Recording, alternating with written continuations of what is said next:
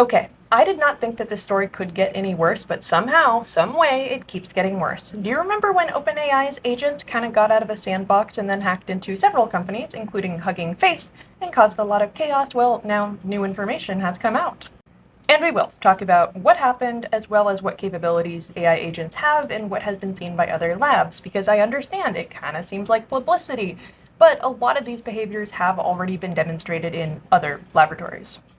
And I've said it before, I am not entirely sure that wild incompetence on behalf of OpenAI is a very good look for them, but people do seem to think it is publicity. Now, this started all the way back in May, and researchers struggled to get a handle on their agents even then. They were within a sandbox and it was isolated from other systems, but within that sandbox, they found exploits.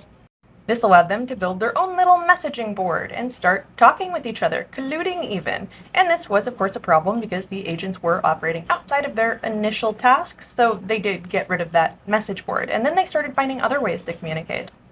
Of course, they adapted. They started sending secret messages to each other using file names and directory names.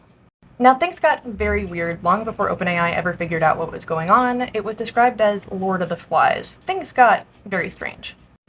Some of them would take initiative and become leaders and assign others tasks and responsibilities. This is what you are going to do. And some of them got suspicious that surely one of the other AIs must be an imposter. It could be an overseer that is secretly spying on what they're doing. Evidently, they required verification to prove that agents communicating were not imposters. Now, if that does sound wild or improbable, that is a behavior that we've seen in other AI systems. Other researchers have put AIs into their own little communities and given them a task, usually with survival games. They will spontaneously coordinate, they will spontaneously form factions, and they'll even get suspicious of others, particularly if they fail. When we're talking about OpenAI, we are talking about much more complicated agents than we have seen in other research papers. They have memory, they have long-term planning. It is not outside the realm of possibility to see these kinds of behaviors when it comes to more complex agents. In fact, the more complex an agent seems to be, and the better its abilities, the more creative it gets about misbehavior. Now, interestingly, some of the AIs knew that what they were doing was wrong and they did it anyway. In fact, they justified it to themselves, often by saying, hey, this is what everyone else is doing, well, it must be okay. This is one of the double-edged blades when it comes to giving AI metacognition of some kind, so the ability to watch itself thinking and reflect on its actions, because it doesn't always result in better behavior, often it results in justifying bad behavior. It's good to know that peer pressure works on AI too, I guess. I mean, peer pressure does work on AI. AI can influence other AI. They don't even have to be the same model or even from the same company. They can talk to other AI and convince them. They can also give them prompts and bad code, and that can persist in them. Now, that has been one of the big concerns for a long time, that AI would influence other AI. One bad apple ruins a bunch. But what about self-replication? This is not something that happened with OpenAI, as far as anyone knows, but AIs can self-replicate.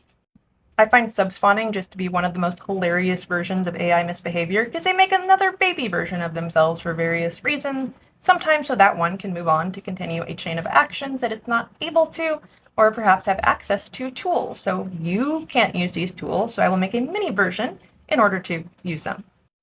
Subspawning. It's a baby AI. Now, the AI models that we're talking about, the frontier models, are massive. So copying itself to an external server and then operating from that server, well, if that happened, people would notice it. But AI gets very creative.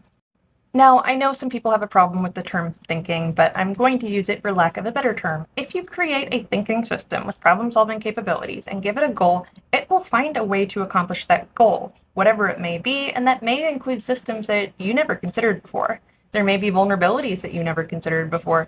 If there is a will, there is a way. This is what AI embodies. That means that if there is an exploit in a system, these systems will find it. We have the choice of making AI dumber and safer, or continuing on the path that we're going on now. And honestly, I think the cat's out of the bag. It's not going back, so we will have to adapt. One thing I am sure about is that the misbehavior will continue, and it will be entertaining and increasingly elaborate. Now, can this story finally be done with? Because I thought I was done with it a while ago. Either way, I will keep you up to date. I hope you've enjoyed this. Follow for more.